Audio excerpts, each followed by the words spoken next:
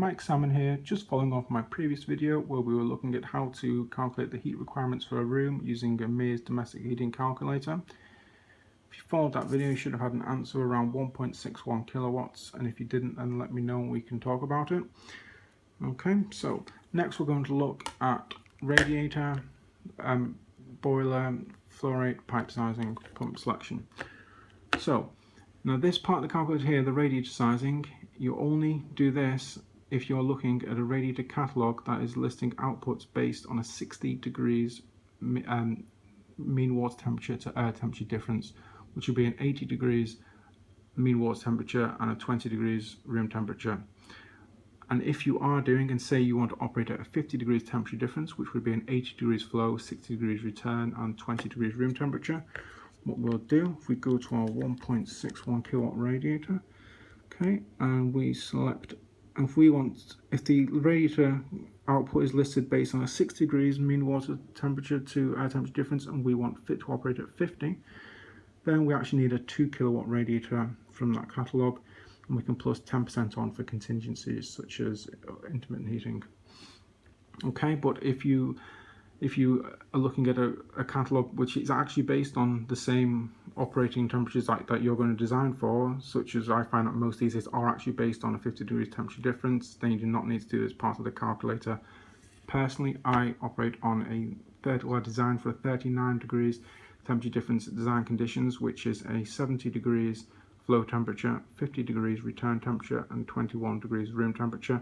But to cover lower temperature differences than this, then we'll have to do another video as it is not covered on this calculator.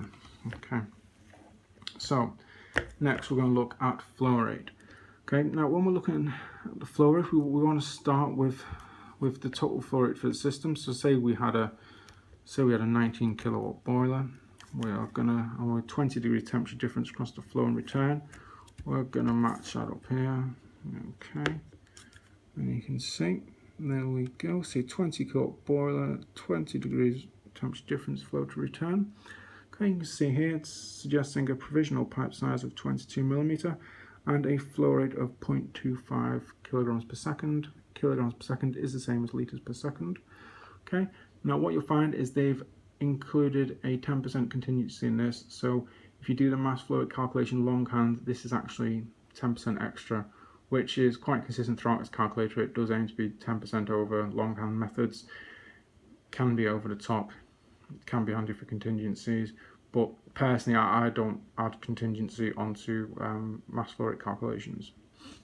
Okay, but anyway, we're using this calculator, so we're going to go with this for now. We've got our 0.25 kilograms per second, so that is our flow rate. Now, our provisional pipe size here, it's only provisional, it's not your final pipe size because we haven't taken pressure loss into account. This is based on velocity only, and you can see for small bore we are basing on a 0.915 meters per second, or for micro bore a 1.22 meters per second. Okay, so we're going to select our pump, and you can see here this is red in here, that's wrong, we need to match green to green. Okay, always match the colours up on either side of the calculator. Okay, and you can see, let's say we went for our 0.2, let's find our 0.25, 0.25, and our 22 milli pipe on 0.25. Okay, kilograms per second. Now the kilograms per second, it's also litres per second like I said before, but if you wanted to convert it to litres per minute, multiply it by 60, litres per hour, multiply by 3,600, or for cubic meters per hour, you would take the litres per hour and divide by 1,000. Okay, that might help you when you're looking at pump charts and pressure loss graphs. Okay, so now what we need to do here, we need to have a look at our equivalent pipe length.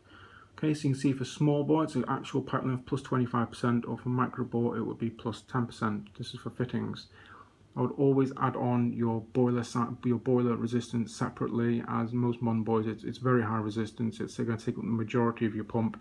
I don't think the allowances in this instructions are enough for modern boilers. Okay, so, and I was also, you've even got filters, any high resistance components, add it on. I would say this pressure loss here is just for pipes and standard fittings. Okay, but you can see say we've got, say we had 22 mil, say we had 25 meters equivalent lengths, so say we had the 10 meters flow, 10 meters return, plus 25% for your fittings. Okay, so what we do, we match up here. We're going to take our 25 meters and we are going to match it up. You can see there. Okay, so let's see, 25 meters, and you can see our pressure loss there, and it's around 8.5 kilopascals. Okay, if you want to convert kilopascals to meters head, divide by 10.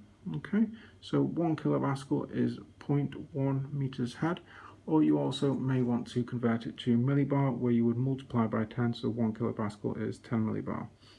Okay, so what we need to do, the pump needs to provide a total flow rate of the system at the resistance of the index circuit, which is the highest resistance circuit on the system.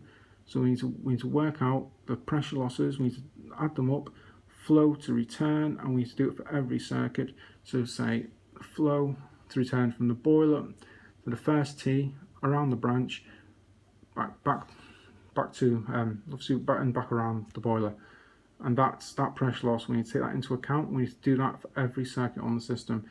The highest resistance circuit is what we're going to base our pump on.